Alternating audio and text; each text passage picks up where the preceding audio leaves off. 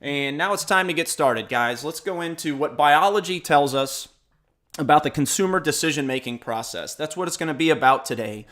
And understanding that dentistry, and orthodontics included, not as much of an orthodontic practice as in dentistry, but it's still all becoming a commodity. Here in Houston, in our home base, there's over 3,000 GP practices alone. Literally on every corner, you cannot go by a shopping center almost anywhere in Houston and not find a dental practice. And that means it's become a commodity. It's not to lower the importance of your clinical expertise or anything like that whatsoever.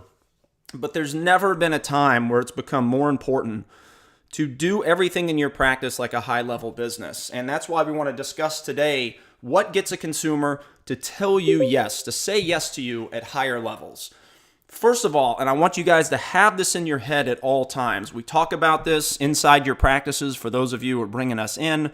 Our videos in the Practice Growth Program talk about this quite often. Marketing is anything that can influence the impression of your business, anything. And that's science and biology talking. Because anything you do is marketing. How you talk, how you speak, how your staff speaks, the decor at your office, how your clinical abilities are, the list goes on and on and on. It is marketing. There's not one thing your practice does not do that does not fall into the categories of marketing. And again, that's science and why it's important to have that mindset. Because everything you're doing is going into the consumer decision-making process.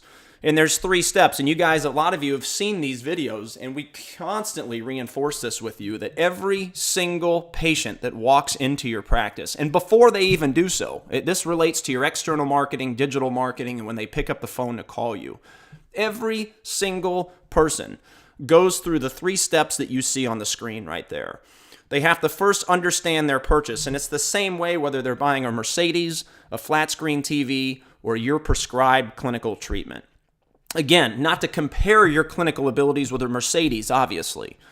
But again, we're in a society today where your business has to function at high levels because people can choose you or somebody else or nobody at all. So they have to first understand what it is that's being presented to them. And the next slide is going to show you a startling statistic that a lot of you have heard about us talk about, but we're going to talk about it again today. They've got to understand it in order to value it. Only at that time will they make a decision to purchase from you, refer to you, write a testimonial, etc. And you have to be an expert on how you get more patients to go through that 3-step process to choose you over the competition. Now, the reason why those arrows are also pointing to a new patient group, and I want to reinforce this to all of you out there. Everything we're trying to do with your practice, no matter what services you're utilizing with us, we are trying to attempt all 3 steps of that process. We are implementing verbiage skills, marketing to get them to understand it better.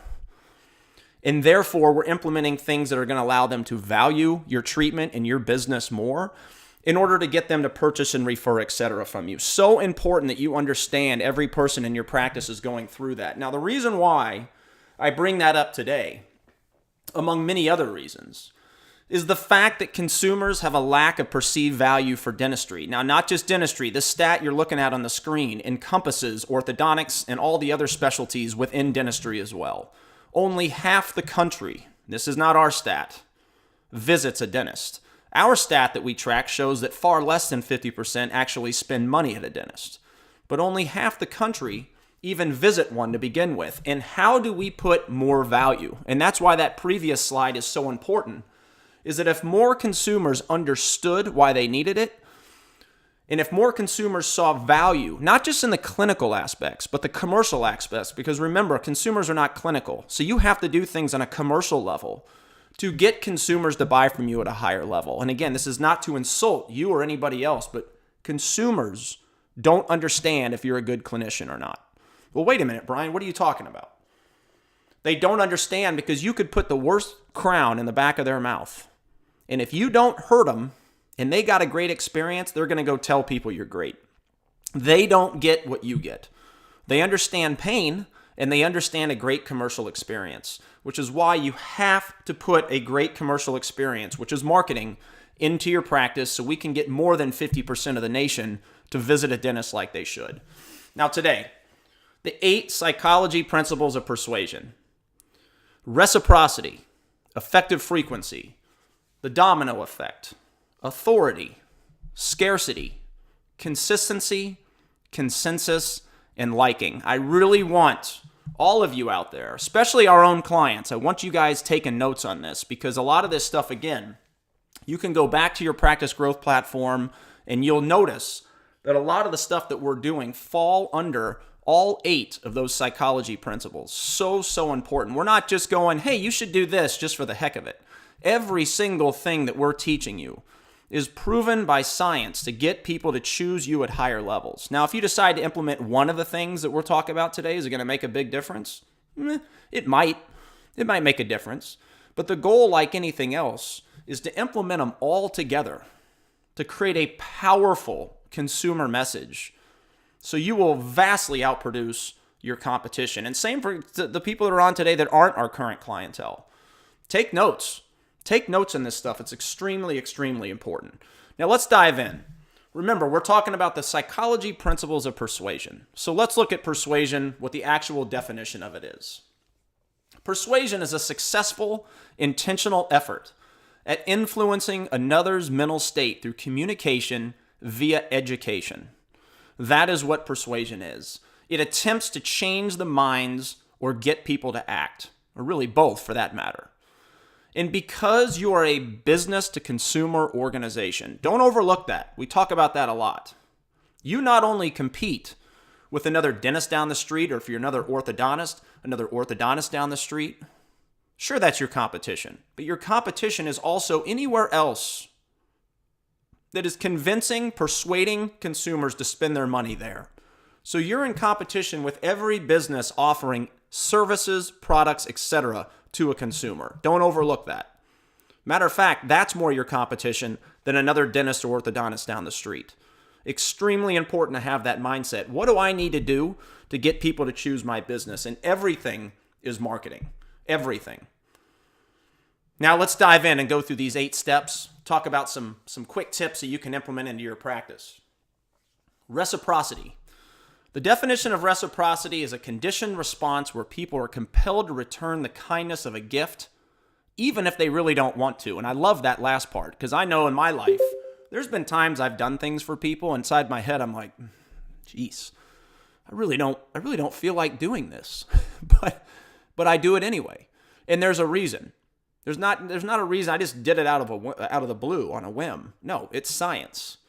And reciprocity deals with doing something for somebody else first, and doing something of value that's customized that they can appreciate. And in turn, they're going to be more likely to do something for you.